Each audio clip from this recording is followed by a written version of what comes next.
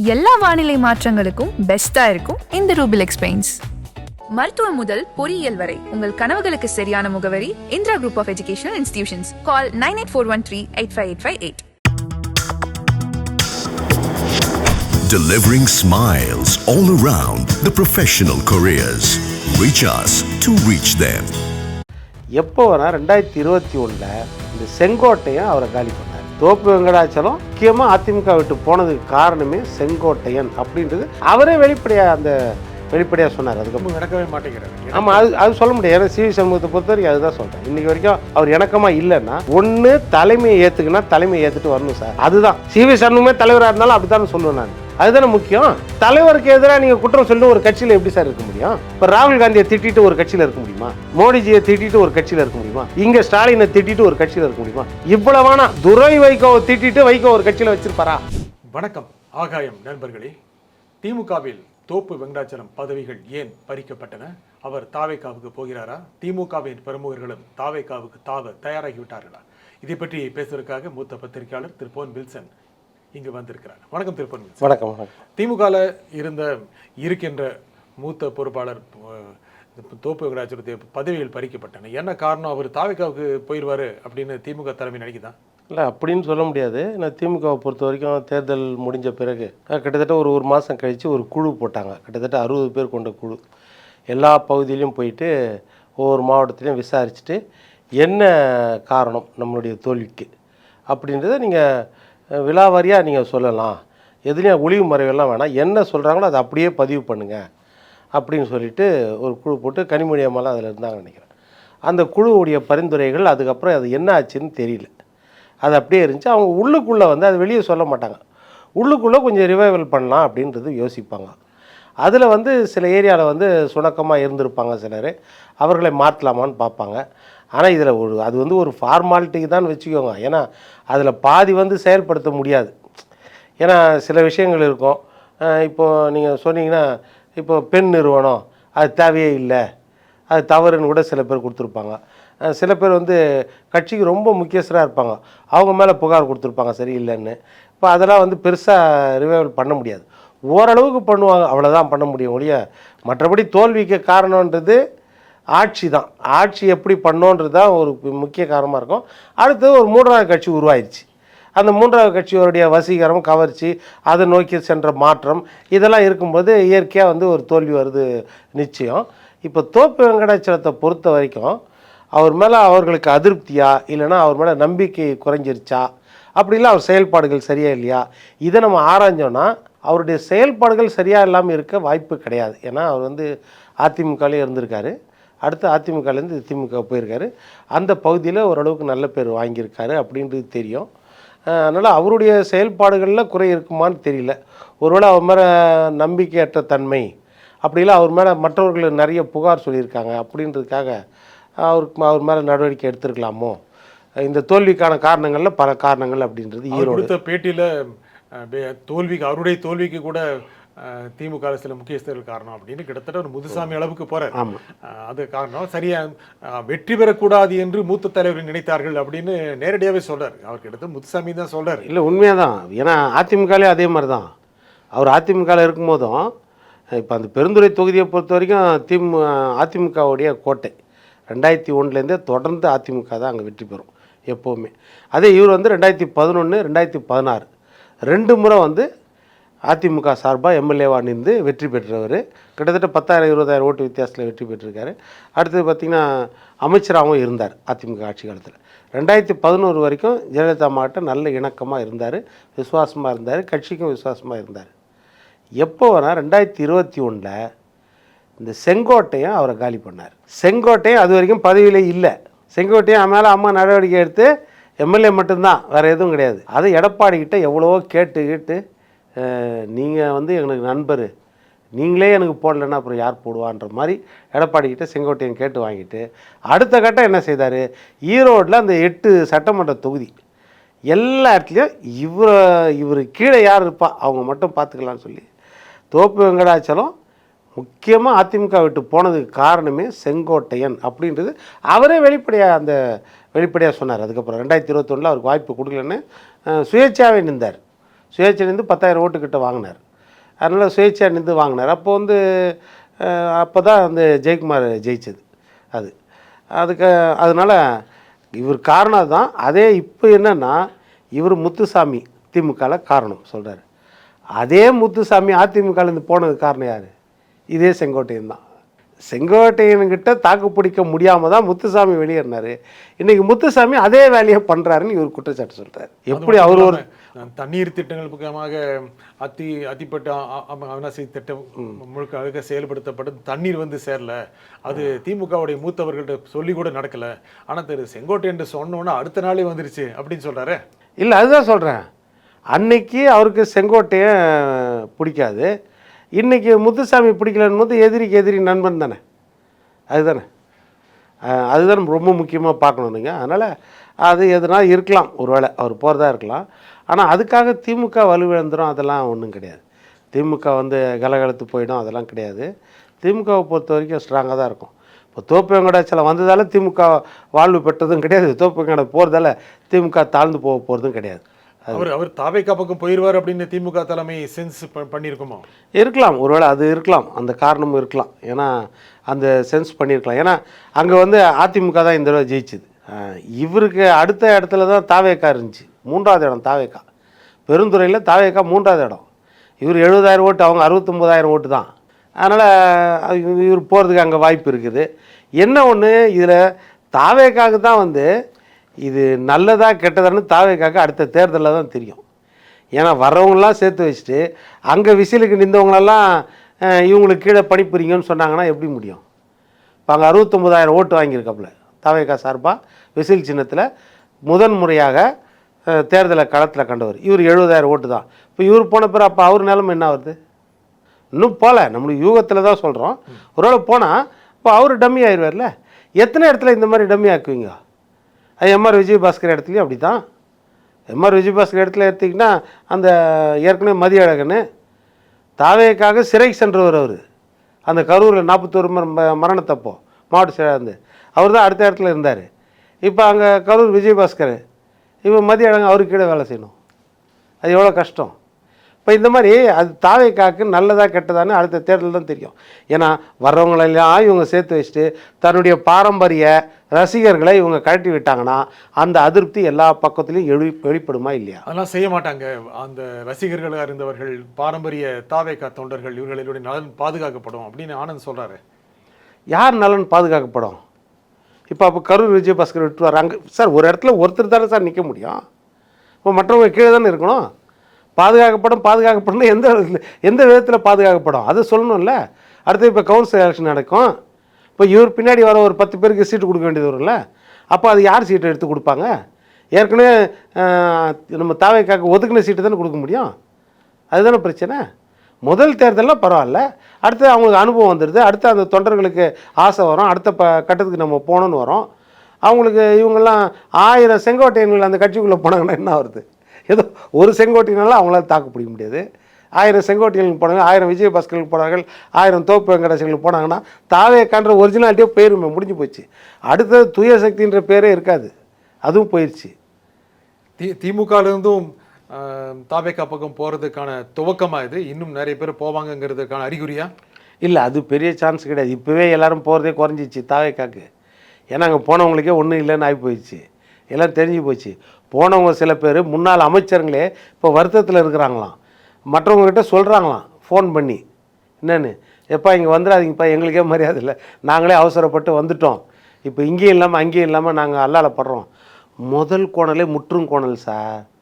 25 பேர் sitting MLA அவங்கள நம்பி போனாங்கல்ல, நிலைமை என்னாச்சு? எப்படி அவங்கள கழட்டி விட்டாங்க? நீங்கள் விஜய்யோ இல்லைன்னா ஆதவையோ மற்றவங்களாம் சாதாரணமாக நினச்சிக்காதீங்க. காரியம் ஆகணும்னு போது அவங்க எதை வேணாலும் செய்வாங்க. காரியம் முடிஞ்சிச்சுன்னா அடுத்த கட்டத்துக்கு போயிடுவாங்க. இன்றைக்கி பார்த்தோம்ல, நம்ம 25 பேரில் பெரும்பாலும் அதிமுகலேருந்து போன முன்னாள் அமைச்சருங்க சீனியருங்க எல்லாம் சொல்லிக்கிட்டு இருந்தாங்க, எங்கள் ஏரியாவில் நாங்கள் தான் ஜாம்பவான்னு சொல்லிட்டு இருந்தோங்களே. 4 தான் தேர்ச்சி அதில். அதுக்கப்புறம் லேட்டாக அதுவும் இங்கே வந்து சேர்க்கவே மாட்டேன்ற நிலைமையில், மாவட்டமும் கொடுக்க மாட்டேன், எதுவும் கிடைக்காதுன்ற நிலைமையில் 2 விஜயபாஸ்கர்கள் அங்கே போனாங்க. நிலைமை எப்படி ஆச்சு? அப்போது அதுவும் ஒரு எம்எல்ஏ கூட கிடைக்கல, எல்லாம் ராஜினாமா பண்ணிட்டு தான் வர முடியும். அந்த நிலைமையில் ஆயிடுச்சுல்ல. அப்போ அங்கே போய் நிற்கிறவங்களுக்கு எந்த அளவுக்கு நம்பிக்கை இருக்கும்? ஏதோ ஒரு கிரேஸில் ஒரு ஆசையில் போகிறாங்க. அடுத்த 5 வருஷத்துக்கு ஆளுங்கட்சி தரப்பில் இருந்தோன்னா போதும். எம்எல்ஏவாக இருக்க வேணாம், எம்பியாக இருக்க வேணாம், அமைச்சராக இருக்க வேணாம். அந்த தரப்பில் இருந்தால் ஏதாவது ஒன்று செய்துக்கலாம், ஒன்று சொத்தை காப்பாற்றிக்கலாம், அப்படி இல்லை ஏதாவது ஒரு ஆதாயங்கள் பெற்றுக்கலாம், ஒரு 5 வருஷத்துக்கு பார்த்துக்கலாம். அந்த நப்பாசையில் தான் போகிறாங்க ஒழிய வெறும் ஏதோ ஒரு பொதுநலனுக்காக போகிறாங்க, ஒன்றும் கிடையாது.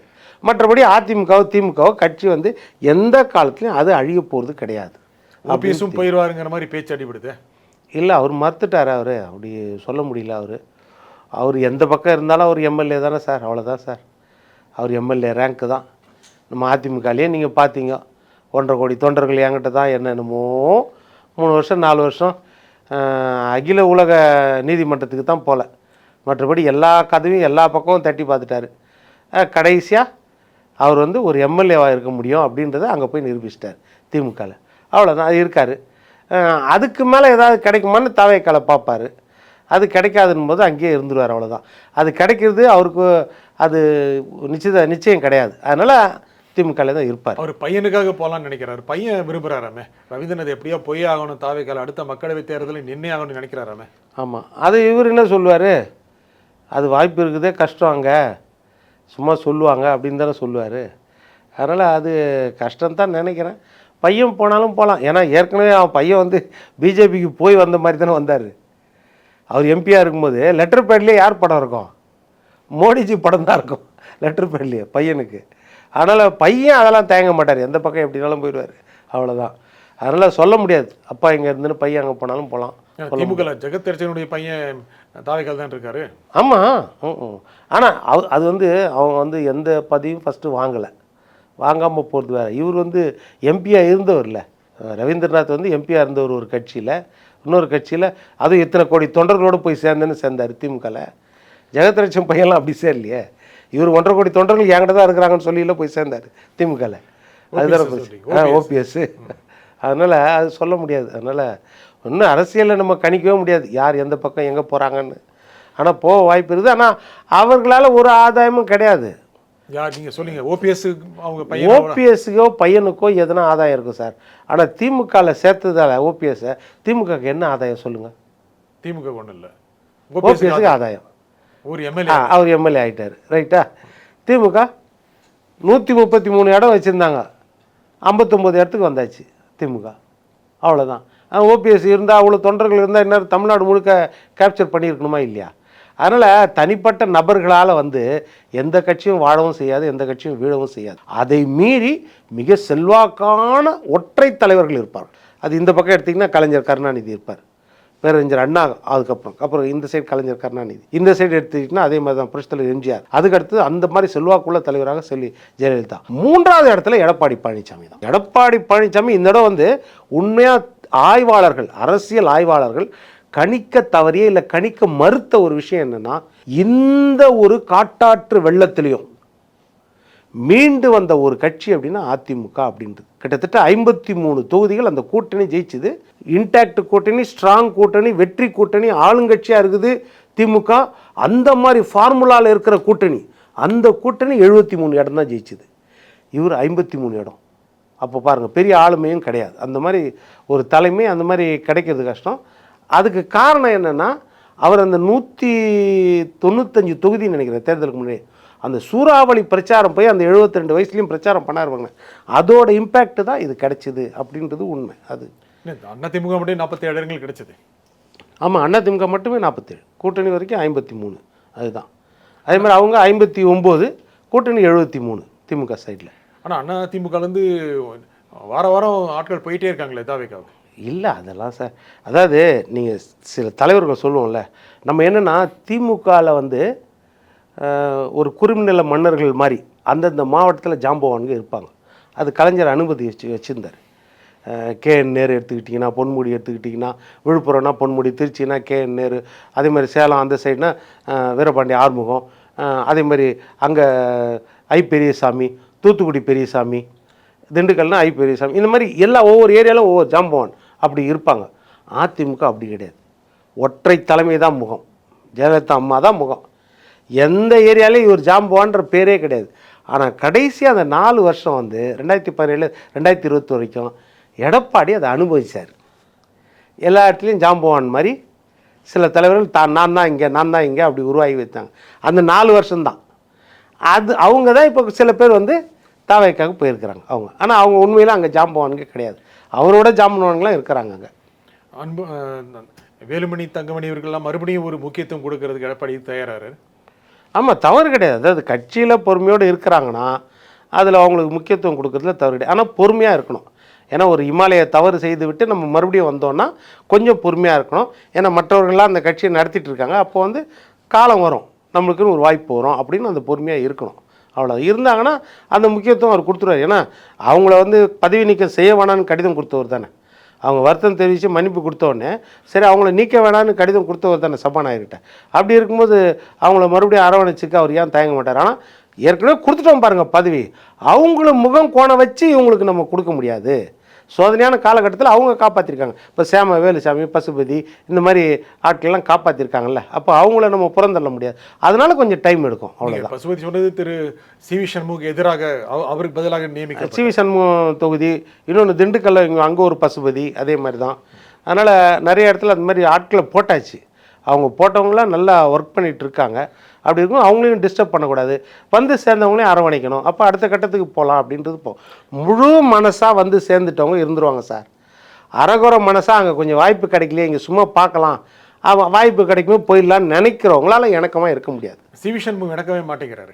ஆமாம், அது சொல்ல முடியாது. ஏன்னா சி.வி. சண்முகத்தை பொறுத்த வரைக்கும் அதுதான் சொல்கிறேன். இன்றைக்கி வரைக்கும் அவர் இணக்கமாக இல்லைன்னா ஒன்று தலைமையை ஏற்றுக்குன்னா தலைமையை ஏற்றுட்டு வரணும் சார். அதுதான் சி.வி. சண்முகமே தலைவராக இருந்தாலும் அப்படி தானே சொல்லுவேன் நான். அதுதானே முக்கியம். தலைவருக்கு எதிராக நீங்கள் குற்றம் சொல்லி ஒரு கட்சியில் எப்படி சார் இருக்க முடியும்? இப்போ ராகுல் காந்தியை திட்டிட்டு ஒரு கட்சியில் இருக்க முடியுமா? மோடிஜியை திட்டிட்டு ஒரு கட்சியில் இருக்க முடியுமா? இங்கே ஸ்டாலினை திட்டிட்டு ஒரு கட்சியில் இருக்க முடியுமா? இவ்வளவானா துரை வைகோவை திட்டிட்டு வைகோ ஒரு கட்சியில் வச்சுருப்பாரா? அவ்வளோ எழுச்சி மிக்க பேச்சாளர் தானே. ஜனநாயகத்தை நாங்கள் தான் கையில் பிடிக்கிறோன்னு சொல்கிறார்ல. துரை வைகோ திட்டுறவர் ஒருத்தரை கட்சியில் வச்சுருப்பாரா? ஏன் சி.வி. சண்முகத்தை எடப்பாடி வச்சிருக்கிறாரு? அதுதான் நீங்கள் பார்க்கணும். என்ன அப்படின்னா அந்த பொறுமை, அந்த சகிப்புத்தன்மை அவருக்கு இருக்குது. அடுத்தது என்னென்னா டெக்னிக்கல் ஆஸ்பெக்ட் பார்த்தீங்கன்னா அவருக்கு பிடிக்காம நீங்கள் அவர் தான் வெட்ட வெளிச்சமாக ஆகிறாரு. சி.வி. சண்முகம் பேச பேச அவர் தான் எக்ஸ்போஸ் ஆகிறாரு. அவருக்கு தான் கஷ்டம். ஏன்னா நாளைக்கு டெக்னிக்கல் ஆஸ்பெக்டில் என்னது, நீங்கள் நீக்கிட்டிங்கன்னா அவர் கட்சி சாரா எம்எல்ஏவாக இருக்கலாம், என்ன முடிவு வேணாலும் எடுக்கலாம், போய் சேர கூட செய்யலாம். ஆமாம், அதுதான் சொல்கிறேன். அதனால் அதுக்காக வெயிட் பண்ணுறாரா அப்படின்றது தெரியாது. அவர் நீக்கட்டும், எடப்பாடி நீக்கட்டும் அப்படிங்கிற சி.வி. சண்முகம் வெயிட் பண்ணுறாரா? அதுதான் சொல்கிறேன். அது நீக்கட்டும்னு வெயிட் பண்ணிங்கன்னா அதனால் நஷ்டம் யார் அடைய போகிறது? நீங்கள் தான் அடைய போகிறீங்க, அவ்வளோதான். வேறு ஒன்றும் கிடையாது. அவர் எவ்வளோ பொறுமையோடு இருக்கிறார் எடப்பாடி பழனிசாமி, அவ்வளோதான். ஒரு தலைவரை நம்ம நியமிச்சிட்டோன்னா அந்த தலைவர் எடுக்கிற முடிவுக்கு கட்டுப்படணும், கண்ணை மூடிட்டு கட்டுப்படணும். அதுதான். ஏன் விஜயபாஸ்கர் என்ன சொன்னார், தேர்தலுக்கு ஒரு 4 நாள் முன்னாடியே, ஒரு வாரம் முன்னாடி சொன்னார், எங்களுக்கு தெரிஞ்சதெல்லாம் எம்ஜிஆர், புரட்சித் தலைவி அம்மா, ரெட்டலை, அந்த கொடி, எடப்பாடி பழனிசாமி, இதை தவிர வேறு எதுவுமே எங்களுக்கு தெரியாதுன்னு சொன்னார்ல டாக்டர் விஜயபாஸ்கர் பேசினார்ல. எடப்பாடி பழனிசாமி தானே சொன்னார். தேர்தல் முடிஞ்ச பிறகு அப்புறம் எடப்பாடி பழனிசாமி 5 வருஷமாக எடுத்த முடிவுகளே தப்புன்னா என்ன அர்த்தம் சொல்லுங்கள்? அது தேர்தல் வரைக்கும் அப்போ ஆட்சி அமைச்சிருந்தால் நீங்கள் சரி அமைச்சராக இருப்பீங்க, அதுதானே காரணம். அதனால் அதெல்லாம் வந்து நொண்டி சாக்குகள் எவ்வளோ வேணாலும் சொல்லலாம் நீங்கள் போகிறதுக்காக, அவ்வளோதான். திமுக பொறுத்த வரைக்கும் ஆளுங்கட்சி அணுகிறதுல தெளிவாக இருக்குன்னு நினைக்கிறீங்களா திமுக? இல்லை, திமுக இன்னும் விகரஸாக போகணும்னு நினைக்கிறேன். இப்போ ஆளுங்கட்சியை பொறுத்த வரைக்கும் தமிழக வெற்றி கழகமும் சரி, விஜயும் சரி, எல்லாமே யூகத்துக்கு விட்டுறாங்க. நீங்கள் நிஜந்தனும் கணிக்க முடியாது, வில்சனும் கணிக்க முடியாது, யாருமே கணிக்க முடியாது. இது எல்லா விஷயத்துலையும் இப்படி இருந்தால், நீட்டு விஷயத்தில் அவங்க நிலைப்பாடு என்ன, இப்போ நீட் ரத்து விஷயத்தில் என் நிலைப்பாடு என்ன, அகில இந்திய அளவில் நீட்டுக்கு எதிராக நடந்த போராட்டம் வேறு, தமிழ்நாட்டில் நடந்த போராட்டம் வேறு. சரி, தமிழ்நாட்டில் நீட் ரத்து நீங்களும் அதானே விரும்புகிறேன்றீங்க, அப்புறம் எதுக்கு பாலன் இல்லம்? இது வரைக்கும் இந்த மாதிரி நடந்துருக்குதா சார்? எங்கேயாவது இந்த மாதிரி நடந்துருக்குதா சொல்லுங்கள்? ஒன்று நீங்கள் அனுமதி கொடுக்கணும், இல்லை அனுமதி ரத்துனா எங்கேயும் நடத்தக்கூடாதுன்ற மாதிரி தான் வரணும். உங்கள் கூட்டணி கட்சி அலுவலகத்திலேயே நடக்குதுன்னா அது என்னது? அப்போ என்ன பேசிக்கினீங்க? அதாவது பிஜேபி எதிர்க்கிற மாதிரியும் காட்டணும், ஆனால் எதிர்க்காத மாதிரியும் இருக்கணும். ஏன்னா பப்ளிக்கில் ஒரு இடத்துல வச்சிட்டிங்கன்னா ப்ரொட்டஸ்ட்டு, அதை முடிக்கிறது கஷ்டம். அப்போது பிஜேபி எதிர்ப்பாயிடும். நம்ம கூட்டணி கட்சிக்கிட்டே சொல்லிட்டோன்னா, எப்போ நான் அனுமதி கொடுக்காத மாதிரி இருக்கிறேன், உங்கள் அலுவலகத்திலே நீங்கள் வச்சுக்கோங்க, பண்ணிவிட்டு சொல்லுங்கள். கற்பாம்பூச்சி கட்சி அரசியல் சார்பற்றது தானே சார்? ஆமா அரசியல்வாதியை கிட்ட வர வேணாம் தானே சார் சொன்னாங்க? ஆமா. அப்புறம் எப்படி சார் பால நிலத்தில் நடத்துவாங்க? அது இடதுசாரிகள் ஏற்பாடு பண்ணது. இடதுசாரிகள் அரசியல் கட்சி கிடையாது. அங்கே கற்பாம்பூச்சி டீம் ஏன் போய் உட்காந்துச்சு? நீங்களே இப்போ சொன்ன மாதிரி தேசிய லெவல் நடந்த போராட்டத்துக்கும் தமிழ்நாட்டில் நடக்கிற போராட்டத்துக்கும் வேறுபாடு இருக்கு. நீங்களே சொன்னீங்க. அந்த வேறுபாடு தான் காட்டலையே. அங்கே கேன்சல் பண்ணி கிளம்புங்கன்ட்டாங்களே. அப்போ தானே தொண்டர் மாணவர்கள்லாம் அப்பாவி மாணவர்கள் என்ன சொன்னாங்க? எங்க ரத்துன்னு சொல்லி தானே எங்களை கூப்பிட்டீங்க. நீங்கள் முறைகேடுக்கு எதிரான போராட்டம் நாங்கள் ஏன் வந்திருக்க போகிறோம்? நீட் ரத்துன்னு சொல்லி தானே எங்களை கூப்பிட்டீங்க. இப்போ முறைகேடுக்கு ஒருத்தர் ராஜினாமா பண்ண வச்சுட்டு கிளம்புங்கன்றீங்க. ரத்தம் ஆகிற வரைக்கும் நம்ம உட்காரணும் சொன்னாங்களா இல்லையா? அது நடந்துச்சா இல்லையா அந்த குழப்பாங்க? பின்ன அப்புறம் அது என்ன அர்த்தம்? அரசியல் சாயம் பூசி தான் இங்கே உட்காந்தது. அதனால் அந்த குளறுபடி அதுதான் தாவேக ஆட்சியின் குளறுபடியாக இருக்குது. ஏகப்பட்ட குளறுபடி. திமுக சரியாக தான் அணுகிறதா? நம்ம குழப்பத்தில் இருக்கா, அவசரத்தில் இருக்கா, பொறுமையின் மேல் இருக்கா திமுக? இதை கையாள திமுக ரொம்ப தேங்குது. அதிமுகவை பொறுத்த வரைக்கும் நல்லா கையாளுறாங்க. எடப்பாடி பழனிசாமி சரியாக எதிர்த்து பேசுகிறாரு, எல்லாத்துலேயும் சொல்கிறாரு. அதே மாதிரி நம்ம பாராளுமன்ற உறுப்பினர் உச்சநீதிமன்ற வழக்கறிஞர் ஐயா இன்பதுரையை வச்சு எல்லாத்துக்கும் வழக்கு தொடுக்கிறாரு. எல்லாத்துக்கும் அதே மாதிரி மறுப்பு அறிக்கையும் கொடுக்குறாரு. ஐயா அக்ரி கிருஷ்ணமூர்த்தி எல்லாரையும் வச்சுட்டு எல்லாத்துக்கும் காட்டமாக கொடுக்குறாரு. போராட்டங்கள் ஆர்ப்பாட்டங்கள் அறிவிக்கிறார். ஆனால் திமுகவை பொறுத்த வரைக்கும் ஏன் அந்த ஒரு தயக்கத்தில் இருக்குது? பிரதான எதிர்கட்சி அவங்க தான். அந்த அளவுக்கு அப்டேட்டாக வரமாட்டாங்களோ? இந்த காரணம் என்ன காரணம்? அதுதான் என்னன்னா, தலைவர் தோத்துட்டார். அது அவங்கள அறியாமல் அது உள்ளுக்குள்ளே ஒரு எண்ணமாக இருக்குதோ? ஏன்னா இப்போ உதயநிதி தான் இருக்கார். அப்போது அந்த ஒரு இயற்கையாக ஒரு தயக்கம் வருதோன்னு ஒரு சந்தேகம் வருது. ஏன்னா இப்போ இந்த நீட்டு போராட்டம் எடுத்துக்கோங்க, எப்படி கையில் எடுத்துருக்கணும்? இப்போ ஜல்லிக்கட்டு எப்படி எடுத்தாங்க? எல்லாருமே எடுத்துட்டாங்கல்ல ஜல்லிக்கட்டை. இப்போ நீட்டு ஒரு வாய்ப்பு கிடைச்சிது இல்லை? பிரதான எதிர்கட்சி திமுக தானே. அதை டகால்னு கையில் எடுத்துருக்கணுமா இல்லையா? இப்போ அதிமுக கூட நீங்கள் பெருசாக சொல்ல முடியாது. ஏன்னா அதிமுக நீட் எதிர்ப்பு, ஆனால் அதில் அரசியல் நாங்கள் பண்ண மாட்டோம்னு அவங்க சொல்லிட்டாங்க. சுப்ரீம் கோர்ட்டில் தான் நாங்கள் அணுகுவோம். மற்றபடி அதில் அரசியல் பண்ண வேண்டிய அவசியம் கிடையாது. மாணவர்களை ஈடுபடுத்த வேண்டிய அவசியம் கிடையாது. அவங்கள மனமாற்றத்தை ஏற்படுத்தி மாணவர்களை அவங்க தொய்வை ஏற்படுத்தி தற்கொலைக்கு தூண்டக்கூடாது. இதை அரசியலாக்கக்கூடாது. நம்ம போராட வேண்டியது சுப்ரீம் கோர்ட்லேருந்து தான். திமுக நிலைப்பாடு கிடையாது. இது அரசியல் தானே ஆக்குறாங்க. அவங்க அரசியல் தான் எடுத்தாங்க. அப்போ இதை கையில் எடுத்துக்கணுமா இல்லையா? அது ஏன் விட்டாங்கன்னு தெரியல. திமுகவும் பாஜக நெருங்குதோ அப்படிங்கிற சந்தேகம் இருக்குல்ல? இல்லை, இருக்கலாம். இன்றைக்கி நிலைமைக்கு பிஜேபிக்கு யாரும் பகையோ இல்லை, நண்பனும் இல்லை. பிஜேபியை பொறுத்த வரைக்கும் செம்ம கேம் ஆடுறாங்க, ஃபஸ்ட் கிளாஸ் கேம் ஆடுறாங்க. அவங்க என்ன சொல்கிறாங்கன்னா, நாங்கள் எல்லா லகானும் எங்கள் கையில் தான் இருக்குது, நாங்கள் விடுவோம். எந்த லகான் தேவையோ அதை நாங்கள் பிடிச்சிக்குவோம். அது தாவேகா லகானா, திமுக லகானா, அதிமுக லகானா, தமிழ்நாட்டில் எந்த லகான்னாலும் எங்களுக்கு ஓப்பன் சாய்ஸில் இருக்குது. 2029 2029 நாங்கள் யாரை விரும்புகிறோமோ அவங்க தான் எங்களுக்கு கூட்டணின்னு பிஜேபி நினச்சினுக்குது. பிஜேபி பொறுத்த வரைக்கும் அவங்க காய் நகர்த்தல் அப்படி தான் இருக்குது, நல்லா தெரியுது. இல்லைன்னா மத்திய நீர்வளத்துறை அமைச்சர் இந்த ஆட்சி ஒரு பலவீனமான ஆட்சின்னு அவங்க நினைக்கிறதெல்லாம் சார் பாராளுமன்றத்திலே அப்படி சொல்கிறாங்க. உச்சநீதிமன்ற தீர்ப்பில் மேகதாது அணை கட்டுறதுக்கு யார் பர்மிஷனும் வாங்க தேவையில்லை. இப்படி அங்கே சொல்லுவாங்களா? இதே அதிமுக ஆட்சியோ திமுக ஆட்சியோ இருந்தால் ஒரு நீர்வளத்துறை அமைச்சர் இந்த மாதிரி சொல்லுவாரா? சொல்லுங்கள். அப்போ அந்த தைரியமாக சொல்கிறாங்கன்னா இந்நேரம் இங்கே தாவேகா சார்பாக பெரிய போராட்டம் வெடிச்சிருக்க வேணா இங்கே சார். 93 முதலமைச்சராக ஜெயலலிதா இருக்கிறாங்க சார். காவிரியில் தண்ணி திறந்து விடலன்னு மெரினா பீச்சில் போய் உண்ணாவிரதம் உட்காந்தாங்க 4 நாள். ஞாபகம் இருக்குதுல்ல? மார்ச் மாதம். அதே மாதிரி 2007 எடுத்துக்கோங்க. 2007 காவிரி நடுவர்மன்ற தீர்ப்பு வந்த பிறகு அதை அரசு இதழில் ஏற்றலன்னு சொல்லிட்டு மறுபடியும் போய் உண்ணாவிரதம் 2 தரம் அவங்க முதலமைச்சராக இருக்கும்போது போய் உக்காந்தாங்க. அப்போ அந்த தைரியம் ஏன் நம்ம விஜய் சாருக்கு இல்லை? நம்ம நீதிமன்றம் போகிறோம் சார், அது வேறு விஷயம் சார். பட் அரசியல் ரீதியாக நம்ம சில விஷயங்களை மக்களுக்கு ஒரு நம்பிக்கையை ஏற்படுத்தணுமா இல்லையா? அவங்க எப்படி அனைத்து கட்சி கூட்டத்தை கூட்டி உணர்வை தூண்டுறாங்க, நம்மளும் அனைத்து கட்சி கூட்டம் கூட்டி இருக்கணுமா இல்லையா? செய்யல அது. ஆனால் அதை ஏன் திமுக கையில் எடுக்க மாட்டேங்குதுன்னு தெரியல.